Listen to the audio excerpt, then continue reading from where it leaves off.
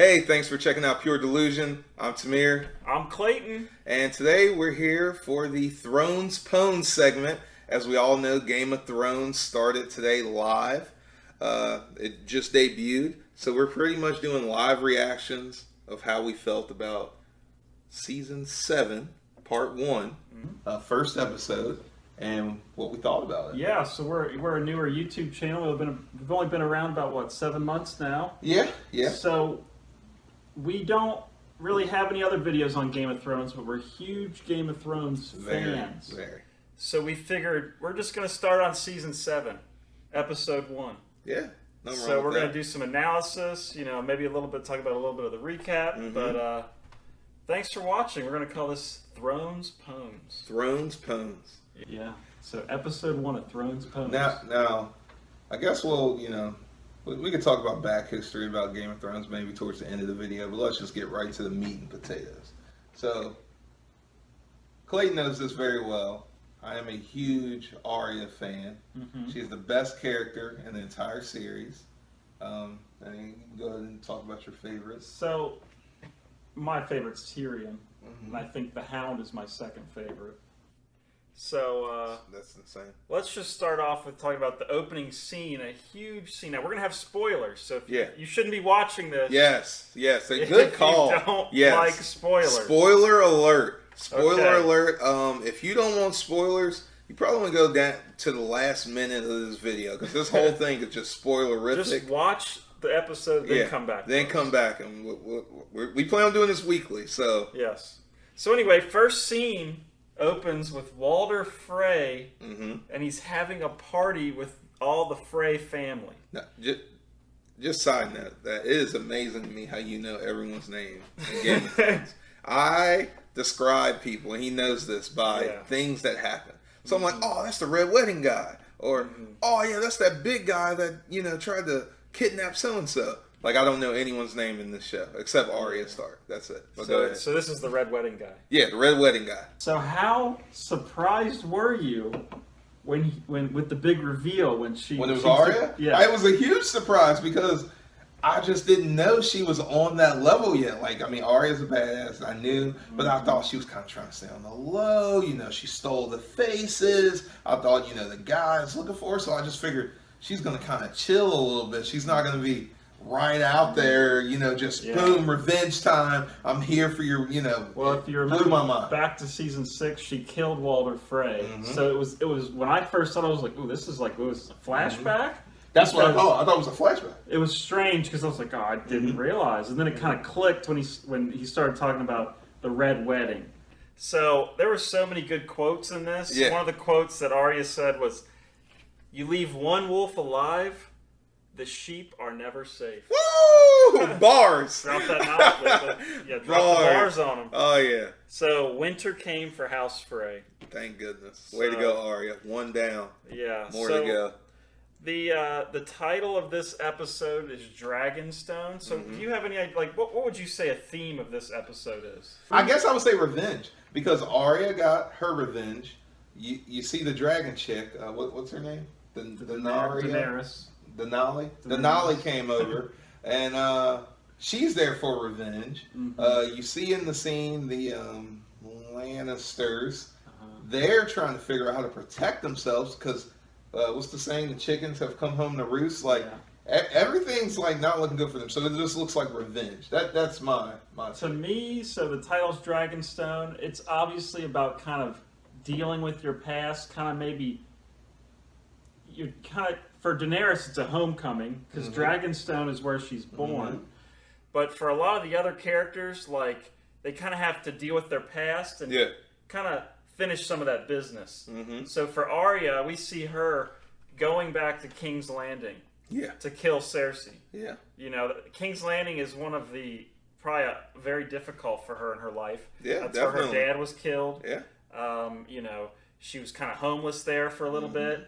So that's interesting. Now let's talk about that scene with Arya with Ed Sheeran. Everybody's hyped for Ed Sheeran. First of all, that I didn't get that. I don't understand the choice of Ed Sheeran in it. I mean, I guess a little fan favor. Yeah. Tamir asked me when we were watching this, so why is he in this? Yeah, What, he's a singer? He was singing. They were singing. Yeah, and I brought this up to you. I was like, so it was interesting how they portrayed a Lannister army, like through the entire series. Yeah. Anytime you've seen a Lannister army, they're heartless, they're ruthless. Oh, but not when Ed Sheeran's in the group. Then it almost looks like how I explained it to Clayton was this was like the millennial army squad. Like they all were talking about family and Arya walks up, oh sit down, hey, let's have some food. You've never seen a Lannister army show mercy. People are walking by, riding by, oh, they're gonna shake them down for money. They all were corrupt. Right. Not this special millennial group they had of soldiers. And it was just very interesting, I felt it was displaced. I didn't feel like it was a strange scene, and I thought maybe what are the writers trying to make us relate more to the Lannisters, feel sorry for them. It was a very strange scene to me. The problem I have, and this is if they're going to the Lannisters, I feel I don't want to say humanize the Lannisters because I think they've done a good job of showing the different shades. Like you can see why they do what they do. So right. I feel like that's not why that was there. I just feel like that was there to give Ed Sheeran a soft scene that would be easy to act out of. Mm-hmm. That's honestly what I think. Yeah. I do not think this is going to continue. I don't think that we're going to start seeing we're going to learn more about the Lannister soldiers and how they actually care and how they're not all pieces of shit. I don't see that. Yeah, it was just a strange scene. I thought she was going to kill them. Arya. Well, you see in the scene, she's eyeing up everything they have. Yeah. But they're so nice that she just couldn't bring herself Especially to do it. the guy said, oh, my mom taught me that if I'm nice to strangers, strangers will be nice to me. And then she kind of gives him a look. I was like, clearly she's going to kill them, but then nothing ever happens. Yeah, so yeah. I don't know. Well, we'll see. Maybe next episode she'll kill Ed Sheeran. I hope so. Yeah. Jon and Sansa, let's talk about that little they were kind of headbutting Jon Snow and Sansa, the red hair, I know who Sansa is. Jon Snow is the guy that came back to life. Yes. Okay, all right. Just want to make sure we're clear here. I thought you were talking about Littlefinger for a second. Okay. No, we can talk about him as well. But okay. Clearly there's some conflict there. Yeah. I can go on a rant about that. Uh-huh. Ramsay fucked her mind, dude. Like, she's done. She's evil. Sansa is evil. Yeah, there's some theories I've been reading. See, now this is my original idea. I don't know about this Reddit stuff. This is original, IP of Tamir. Ramsay fucked her up. So people are saying that Sansa is going to be the Cersei of the North. Did you notice how she said, "I learned a lot from her"? Mm-hmm. And Jon said, "Oh, well, it seems to me like you kind of admire her." She's going to be doing some. But she also taught her how to survive. Yeah, and I think she was the teacher for her to survive the Ramsay encounter. Mm-hmm. So you combine the warp mind of Cersei, and then you combine that with what Ramsay's doing. Whew. Oh, she's coming. She's gonna be crazy. She's gonna be crazy. But too bad you can't fuck with the dragon chick. Yeah. So what about Baelish? What is his end? I mean, obviously we know his end goal. He wants Peter Baelish, Littlefinger. Oh, okay. All right. I don't know who Baelish. I was like, who? Bangladesh? They got to make beats for Lil Wayne's. So what is Littlefinger's end game? I think he wants to be, rule the Iron Throne here. You don't know what his end game is. I mean, he wants to rule the Iron Throne, but I mean, that's not his end game. We disagree. Is it as simple as I just want to have sex with Sansa? Yeah. Anything to get Sansa. Anything. See, because look, she is going to play him. He is going to go hard for her. She's going to use him like a pawn and manipulate him. I'm telling you. And then he's going to end up getting killed. He's still going to get the smash up, but he's going to do whatever he has to do to manipulate her. I mean, she's going to do whatever she has to do to manipulate him to get her in the situation she wants to be. I'm telling you, she is crazy. This is Ramsay too. So, remember they said Littlefinger would burn everything down if he got to be the king of the ashes? Mm-hmm. So I think his end game is to be, the king, but I think he's a little too hung up on Sansa. Yeah. Now, if she kills him, that's pretty heartless. He just saved She's not going to kill him directly. Think about it. But she's going to kill him. Think about it. It's going to happen. He's going to die because of her. Yes, think about it. She's trained by Cersei. how to, take brutality and, terrible kings, because we all remember Cersei's husband that was a piece of shit. Right. Then she experienced Ramsay, which taught her, true pain and how to torture people and truly make someone break their will and turn them into their puppet, i.e. the guy that got his dong called Theon. Theon. Mm-hmm. So then this is her last act right here. This is where it all comes together. All the magic comes together, and Littlefinger is going to be the one that has to. He doesn't even realize who she really is. He thinks she is this innocent, sweet thing, and she's far from that. Just how Arya's grown, she's grown in other ways. I like Littlefinger, but he's just too stuck on. I like him too. I think he's necessary for Sansa to become the person she needs to be. Yeah.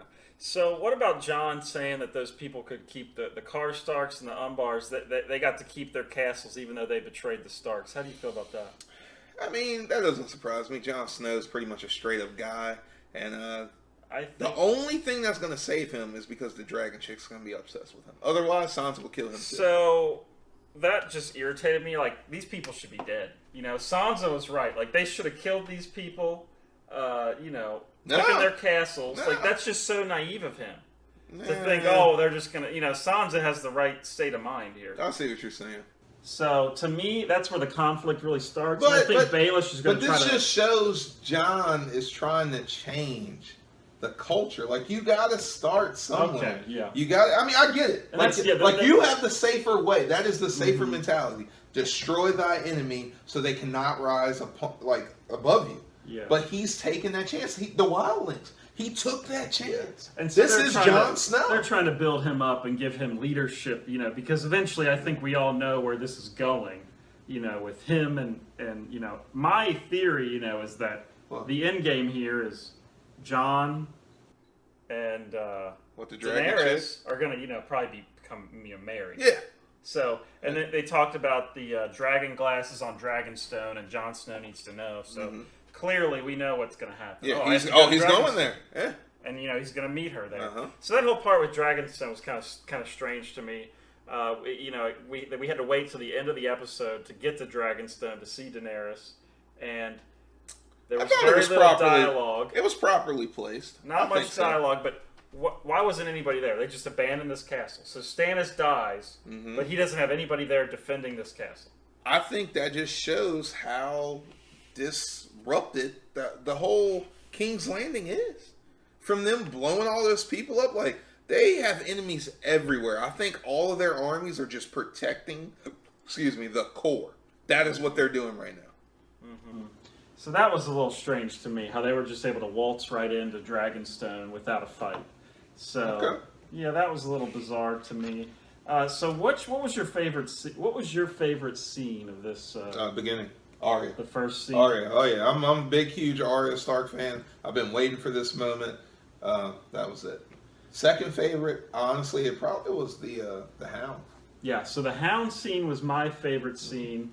That was like one of the only scenes that kind of really made me feel something, because it pisses me off, and I think this goes back to the theme of the episode, kind of dealing with some problems that you came up in your past. Yeah. The Hound, those two people were people that he stole from, stole their money, ate all their food, left them to die, and then they stumble upon the house again, and you could tell he was very remorseful. He was like, man, he used to be a terrible person, and now he's trying to change. Yeah. So what about religion? Religion, the Lord of the Light. What do you have to say about that? I mean, I think it's very apparent the Lord of the Light is real. Yeah. There's no question about that. I think the vessel they choose to narrate the story for the Lord of the Light, which was that chick that had Stannis going crazy. Yeah, the red woman. Yeah, I just think she wasn't the proper shepherd per se. The messenger. Yeah, but it's definitely real, and I think it's going to play a bigger role the closer we get to the destruction of King's Landing. Yeah, so I agree with you. I think the Lord of the Light is the only religion we've seen in this show that actually works. Brought Jon Snow back to life. Yeah. They're looking into the flames. They see things. Beric Dondarrion, the guy with the fire sword, the eye patch. Yep. He's been killed multiple times. They bring him back to life. Yeah.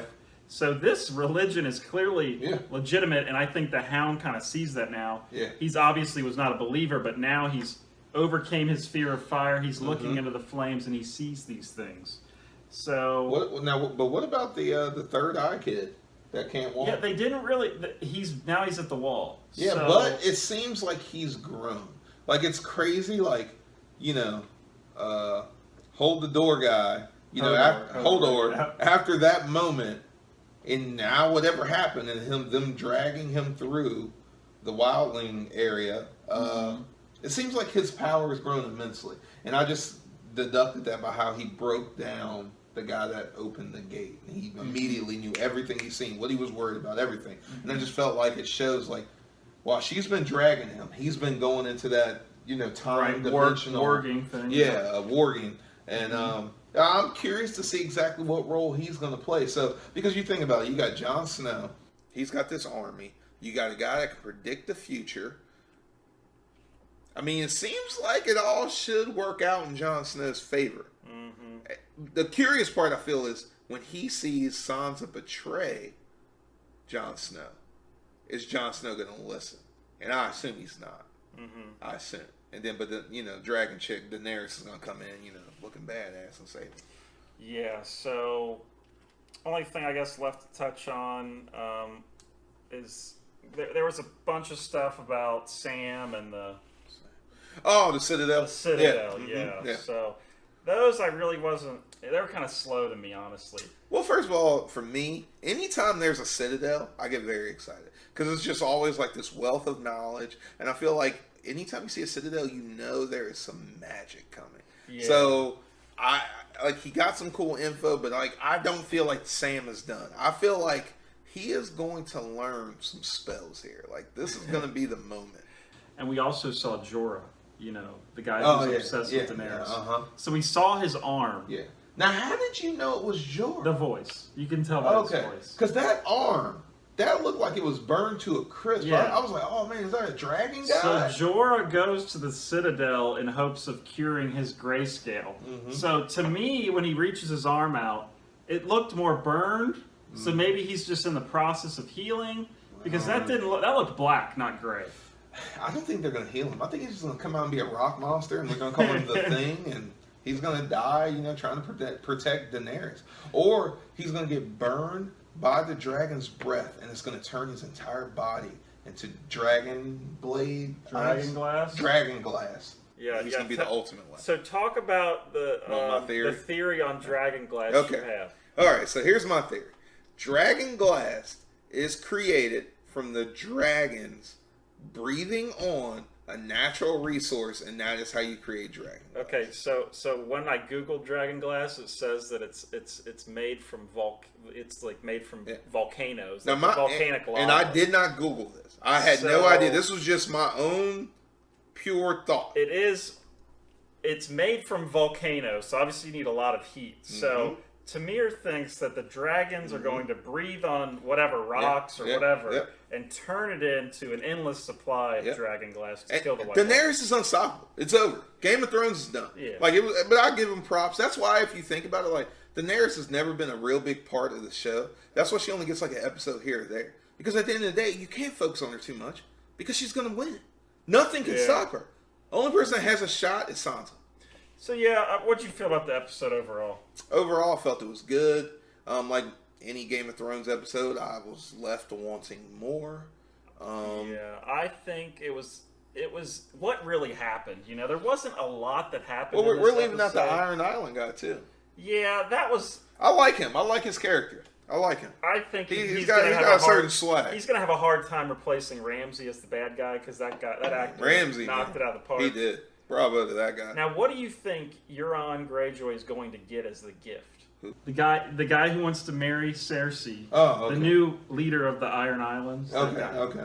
Well, he said, "I'm going to go get you a gift." A priceless gift. Yeah. So what do you think? I assume he is gonna get someone's head. He's gonna kill someone. I think it's Tyrion. I think he's gonna go try to find Tyrion and bring him back. What a terrible gift. Really? That's what she wants. She wants Tyrion dead. Oh, why? Tyrion is with Daenerys. They're gonna kill them. But he's such a small fish. No, he's not. He's huge. You look at Tyrion's the mastermind. Oh, I'm sorry. I got the. Wow, really... see, I don't know their names. Tyrion. Oh, I was thinking of Theon. Okay, all right. Okay, no, he's not killing him. Everyone loves him. Well, yeah, he's too popular. Of course. Yeah, that's why I assume you meant Theon, because there's no way the small guy's dying. He's unkillable. He's unkillable. Unkillable. Right. I can't even believe that. Like you would think that. No, but that's what he's going to try to do. Are you serious? Yeah, Dragonstone is very close to King's Landing. You think he's going to go try to kill him? Oh yeah. No. Plus, that's where his niece and nephew are at. They're with Daenerys. He has no chance.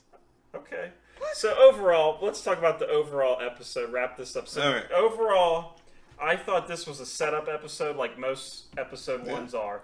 But there wasn't. If I only had to complain about it, there just wasn't a lot of action. It was mainly just dialogue, and a lot just didn't happen in this episode. It was good. I was fine with it. Yeah, it didn't need the action. To me, that's Game of Thrones, though. Yeah, that's they how it set you up for the fight. To me, the fight would be meaningless if you didn't have the storyline behind it. So that's always how it is. The first episode's always a setup. Now, if I remember, usually episode 2, you get a little bit more action. Yeah. So there's only 7 seasons.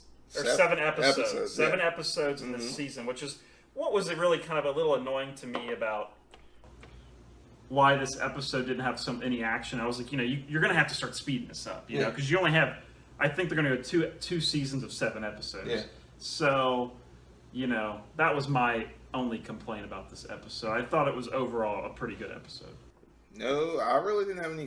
Besides Ed Sheeran, that whole part, them trying to humanize the Lannister armies because it didn't fit with what we've seen.